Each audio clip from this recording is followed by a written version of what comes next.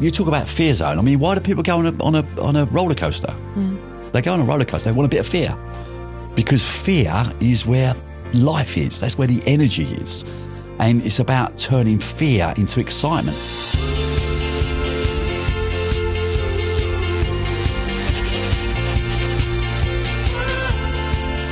Hello, welcome to Doing the Opposite, Business Disruptors, Conversations with Jeff Dewing.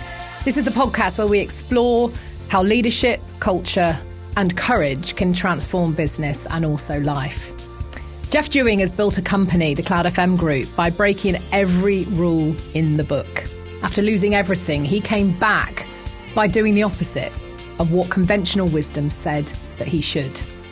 In this episode, we're diving into what it really means to challenge those norms, how daring to think differently can really spark innovation, growth, and trust. Jeff, doing the opposite, I mean, it isn't just a catchy title, it's actually your whole philosophy. What does it actually mean to you, that phrase? I guess it's not following the herd. I saw a film years and years ago, I can't remember what it's called now, but watching a load of buffalo running for their lives, being chased by lions, and the herd all fall off a cliff. You think, well, that's not very smart, is it? So for me, doing the opposite is just challenging the norm, challenging the status quo. You don't do the opposite for the sake of it. You do the opposite because there's probably a better way. And those that don't seek the better way follow the herd. And if the herd go off the cliff, you go off the cliff with them. So it's about not really trying to compete harder within the system. It's about tearing that system up and saying that actually doesn't work. Yeah, or saying that maybe there's a better way. Things change, atmospheres change, communities change, the world changes. God, we've seen the world change. So you've got to look at, we hopefully don't get anywhere near politics in this debate, but if you look at the political institution and the fact we go from one government to another government to another government in all countries, and yet everyone has the same complaints about any government, every government, because the institution hasn't changed for 500 years.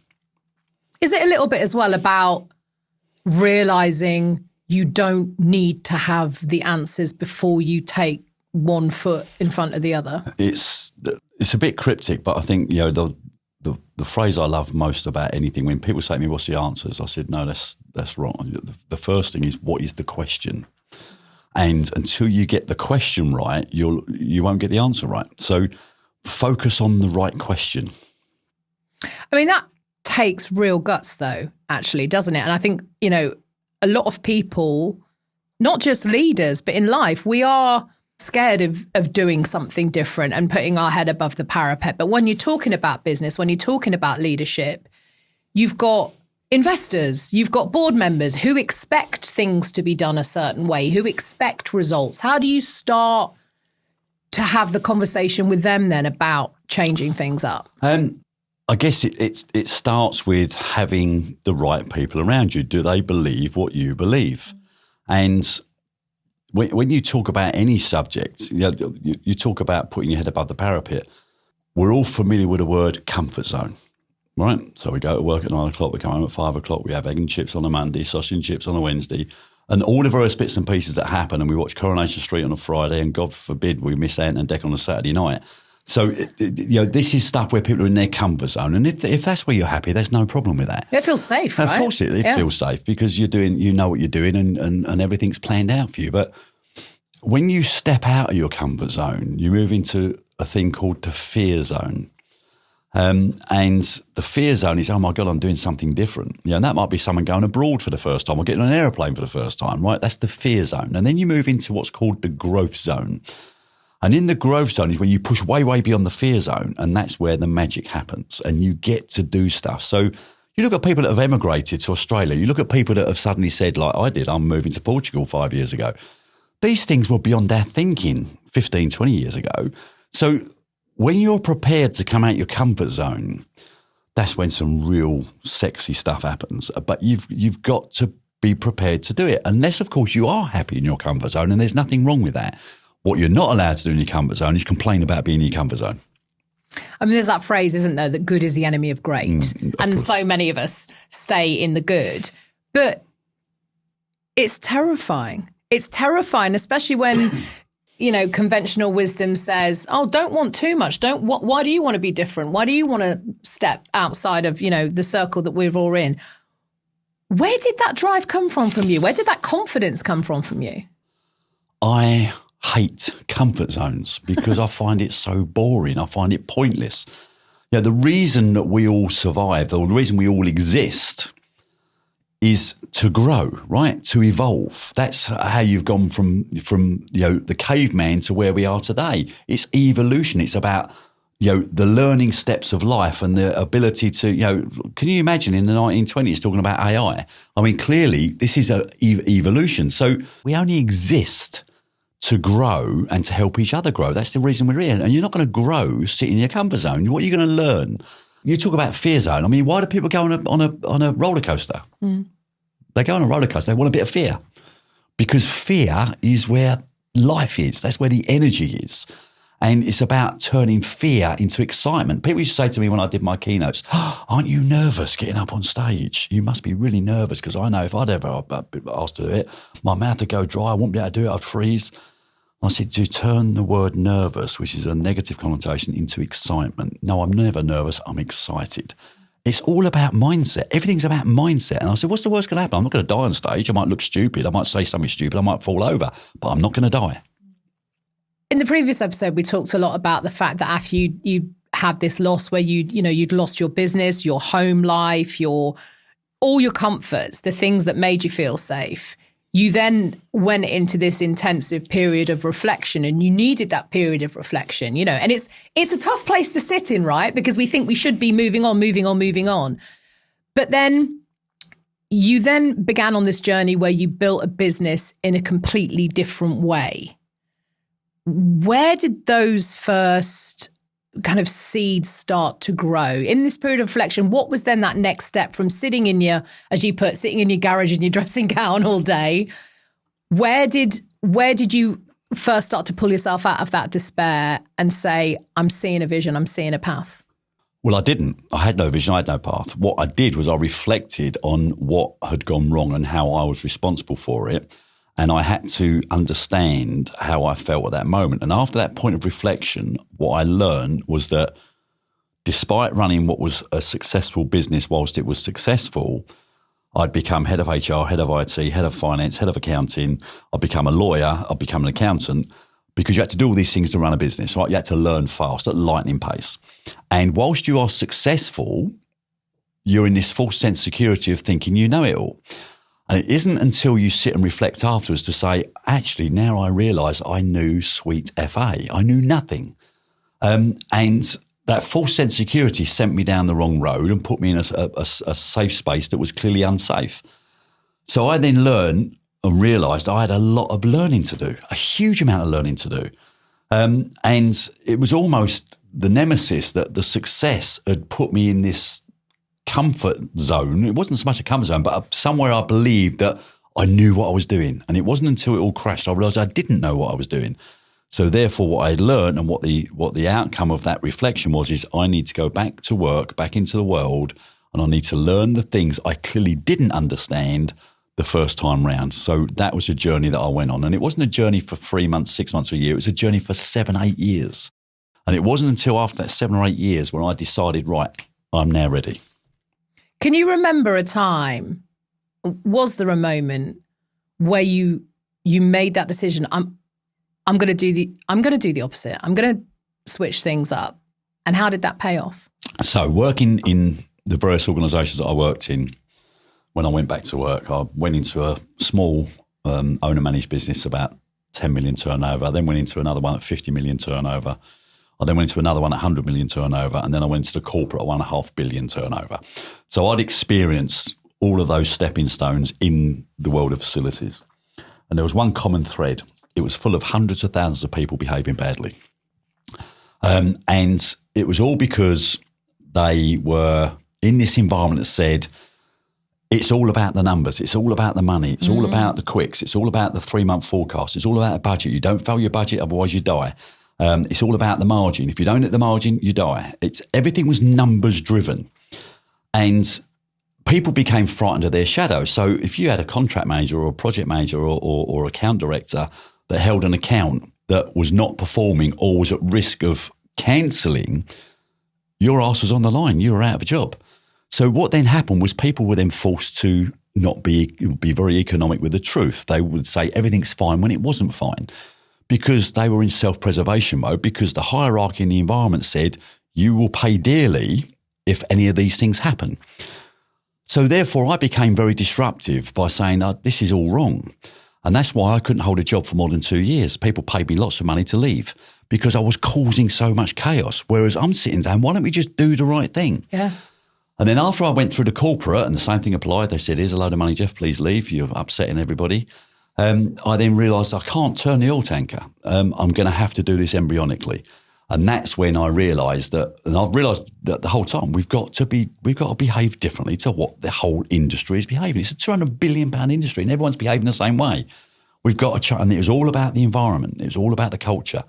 So I then knew the only way I was going to get my piece was to do what I wanted to do embryonically, because no one was ready for that material change. And what happened when you took that step? I grew a business from 0 to 65 million in 3 years. How did the rest of the industry that had always done things in this way react when you popped up saying, okay, you wouldn't listen, I'm going to do this? I mean, that must have ruffled some feathers. It did, but then you've got ego and you've got all the rest. And they went, they're just a flash in the ointment. They won't last long. They're just a little spark. It will all go away and fade away. Because they went, it's just all nonsense, really. You've got to keep doing the same thing. So there was a lot of that. But then, of course, as we grew, and more importantly, we didn't grow to tell anybody that we were better than them. We were thought leaders. So we were trying to educate not just in industry, but also the clients. The clients were as much to blame as the industry, because the clients were driving the wrong behaviour as well. So all we done is we said, look, everybody's our friend. We want to get you to look at this differently. So we had a philosophy of a small number of large clients. We weren't here to take over the world. We was here to show how you can do things differently, behave in the right way, and not chase the money. The money will follow. Don't make the money the primary objective. The money is something that will follow the journey that you're on to create a better world. And the more we gained momentum, the more people looked at us. And then, of course, they do become fearful, although we're still a minnow compared to some of the big organisations. But what they do, what we've learned, is they respect the business, they respect the brand. I guess one of the things that was really nice is that when people in our organisations leave, which we encourage them to do when they're growing and there might not be an opportunity for them in our organisation, what's lovely is the feedback we get that said, as soon as the new company saw Cloud on my CV, I had the job. And things like that are, that's about having a credible brand. So, that's quite rewarding. Now, all of this thinking that we've been discussing, it requires a lot of self-belief, but it also requires a lot of humility. How do you balance those things? We're back to what happened to me originally.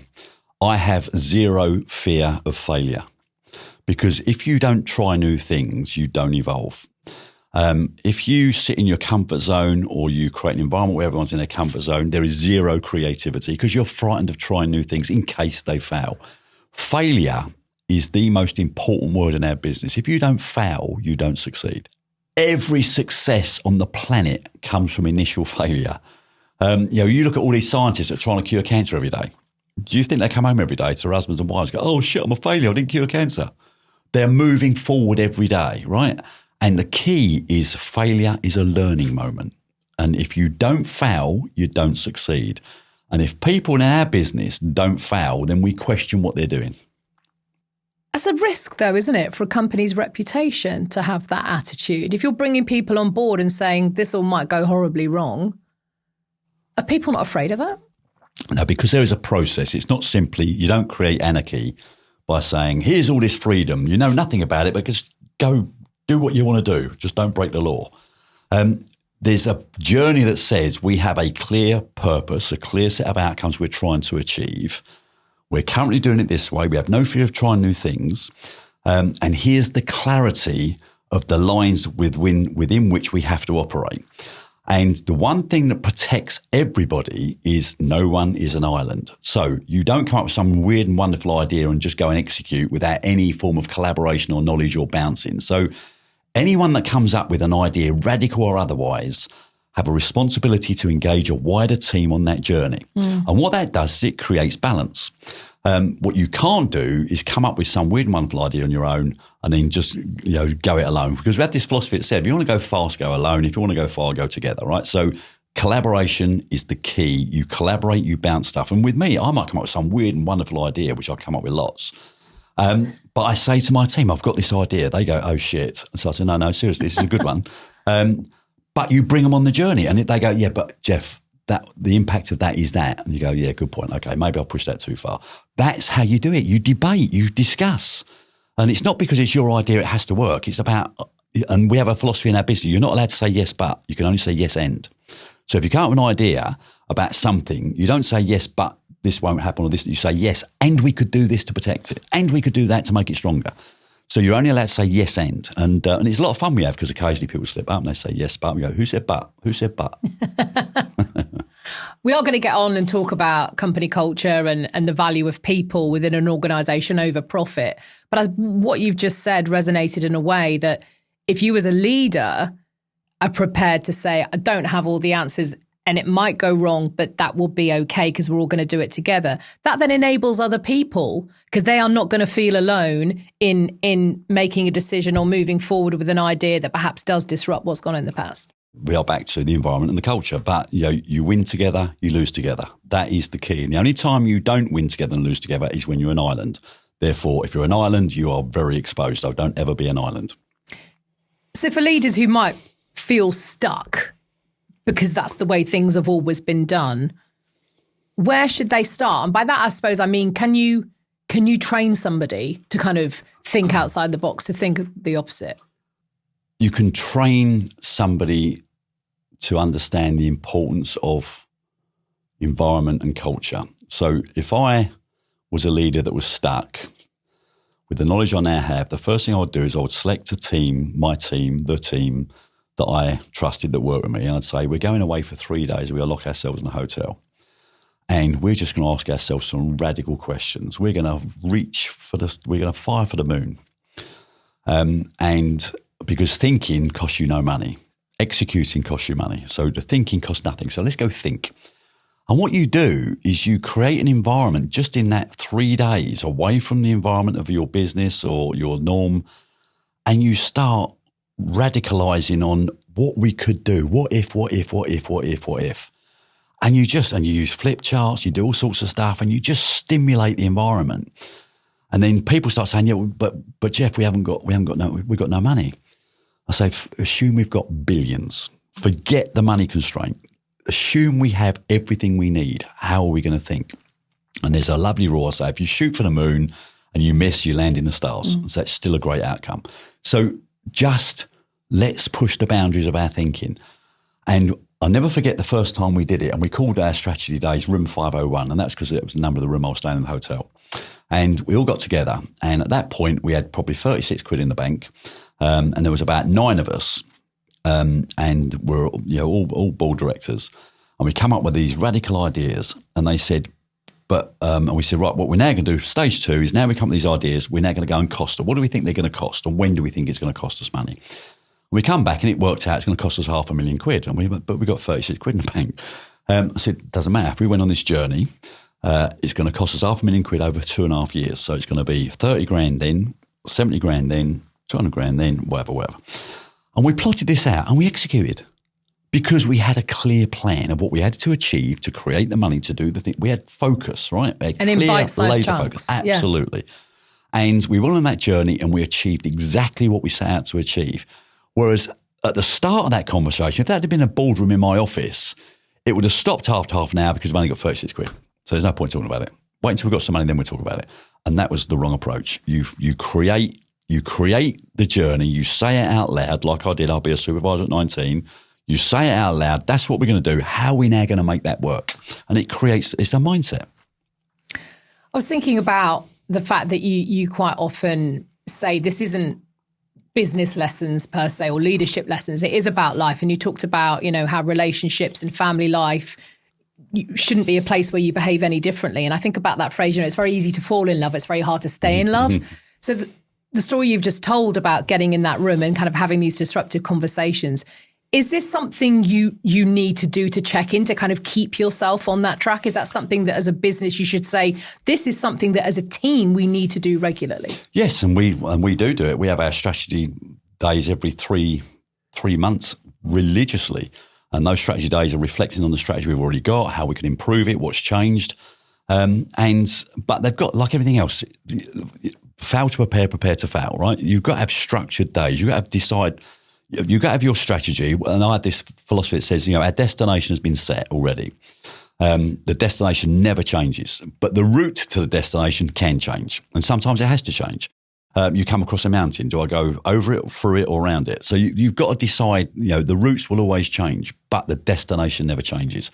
And everything is about how do we push harder? And the more success you get over these milestone achievements, the more momentum you get. The flywheel goes harder and harder. And the more you're doing that, the more people are pumped and the more they've bought into it because they can see that you're actually moving forward. Whereas some companies get it wrong. They have a great big chat about stuff and then nothing gets executed. And therefore you think, well, what's the point? So therefore the next strategy day is just going through the motions. So you have to be focused. You have to have great accountability. Who's doing what part of that journey? And they're held accountable for executing that part of the journey. And then you see these monumental changes. It's a bit like the difference between buying a gym membership and actually going to the gym, right? Yeah, it's very easy to kind of go, or buying that self-help book or watching a great YouTube series that you actually there. So how, because that's always the challenge, isn't it?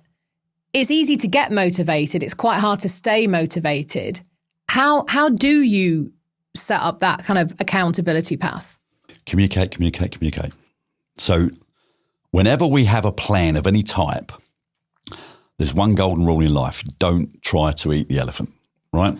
And the $1 million question is, how do you eat an elephant? And the answer is one bite at a time. So forget trying to eat the elephant because that's when you get lost, right? So you have to realize that I'm going to do this bite, then this bite, then this bite. And as you progress through those bites, you go, wow.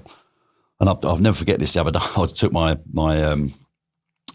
some friends of mine out for a meal to an Italian restaurant and I ordered calzone. I don't know if you've seen a calzone. It's bigger than my head, right? And you think, how on earth am I going to eat that?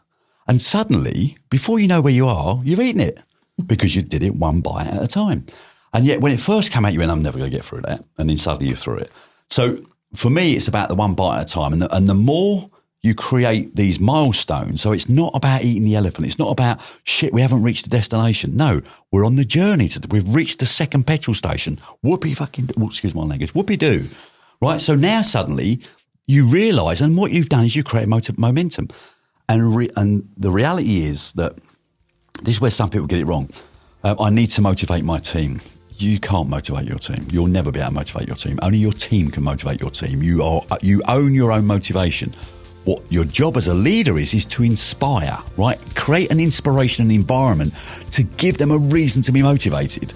And the motivation comes from achievements. When you achieve something, when you get recognition, that drives motivation. It helps the motivation process. But you can't motivate somebody. They can only motivate themselves. I love that. Thank you. If you enjoyed this episode, do share it, please, with someone who is ready to challenge the norms, the way things that have always been done. Next time, Jeff and I explore leadership with vulnerability and how humility and honesty and openness can really not only change the way that you lead, but how you can connect. Until then, keep questioning, keep leading, and of course, keep doing the opposite. To find out more, do head to jeffdewing.co.uk.